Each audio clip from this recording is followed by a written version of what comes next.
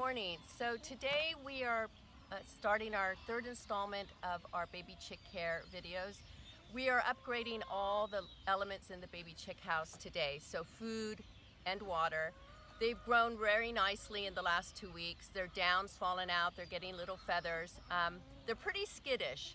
So you'll see that in a little bit when we go in there to look at them. But today we are filling up this 3-gallon water bucket that I just picked up at the feed store yesterday, because they're drinking and eating so much more, and it's getting a little tedious going in there 4 to 5 times a day to double check that everything's okay.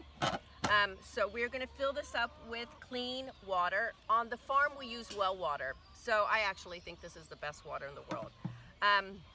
Just because well water is old water and it's been sitting in the aquifers for a long time, and it's just pure and clean. So we're going to fill this up to the top. One of the reasons why I use these white clear plastic containers is really simple. It's just so that when I walk into the chicken house, I can see quickly where the water level is. You can get all kinds of water containers. There's metal ones, which are not my favorite, only because I can't see the water level in them without opening them up. So these clear ones work really well. Just remember that in the summertime, if you're using these for baby chicks or for your larger layer hens or even your meat birds, plastic heats up. So in the summertime, you're going to have to check and make sure the water's staying cool. But other than that, these are really convenient and quick to manage. So when you're filling up the water buckets, you're going to have these little black caps that sit here on a little station, and you just put it down here, open up this lid, fill it up with water, and then when you're done, you put the lid back on, tighten it, not too tight, but enough to create a little vacuum seal, and then you take the black knob back on and put it on its little station, and there you go. You've got your water filled up. So from now on, I'll probably just be checking this once a day to make sure they have plenty of water.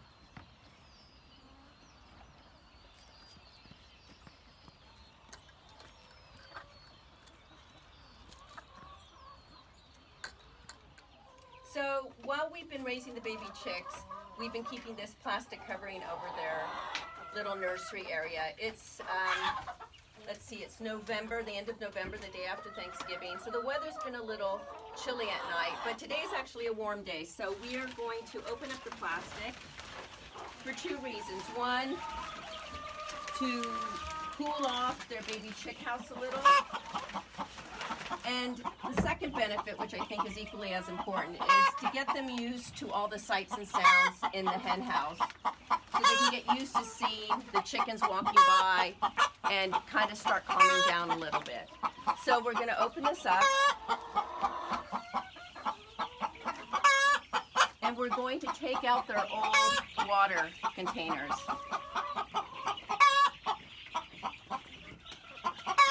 So this one has water in it, this one's dry, so that tells me this is really the perfect time to start switching them to a larger container. The other thing we're going to do is we're going to take out their baby feeders, because we're going to put another size container in here for them as well.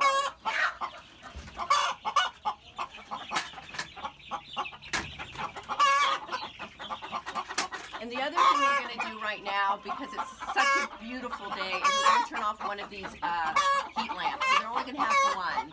And then later tonight, I'll probably turn on the second one more time and close the plastic, just so they don't get too cold at night.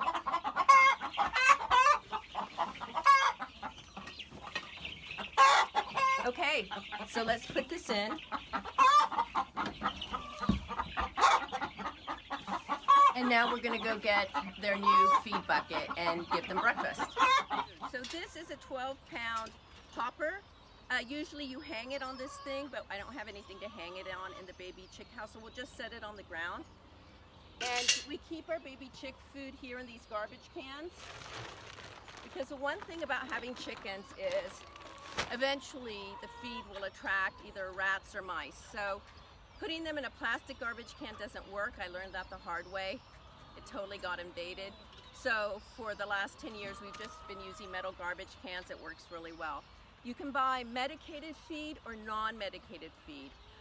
We prefer non-medicated feed because when the baby chicks were ordered, We had them vaccinated for Marek's disease, and we felt that that was probably plenty as far as preventative, not preventative medicine, but just a preventative attitude towards them getting sick and having a chance to grow well and healthy.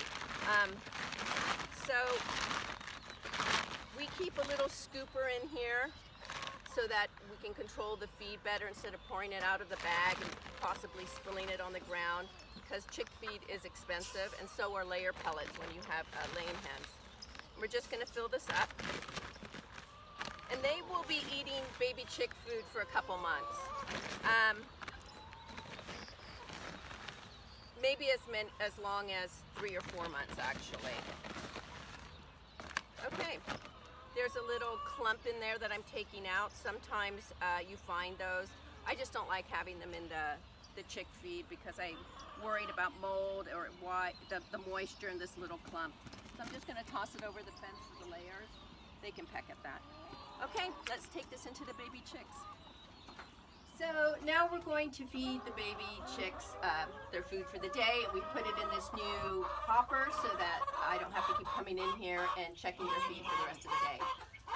I'll probably come in this evening to put the plastic down and just give one look over to make sure everyone's okay and turn on the light again so they stay warm. We keep this door, this little door, closed every time we do an operation, even if it's just for a minute or two. And the reason is the bigger hens, the laying hens, will jump in, and then that's just kind of a pain. We also have a goat in the barn named Wanda, and she will get in there with the baby chicks as well, so we don't want any accidents.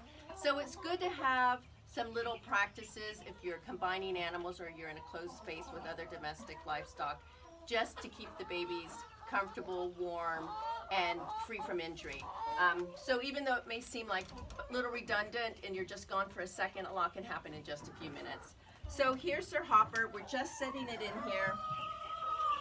And now they're set for the rest of the day. And you can take a peek inside. They're all huddled in a corner because they were nervous having me moving around in there, but they're fine, and they'll be running around eating and drinking in a few minutes once I close the door. So we're going to keep watching their progress over the next few months, and we'll make sure and film more videos about how they're developing, and when we're ready to let them out and start exploring the rest of the barn and the outdoor area, we'll make sure and let you see that as well. Thank you for visiting. Bye.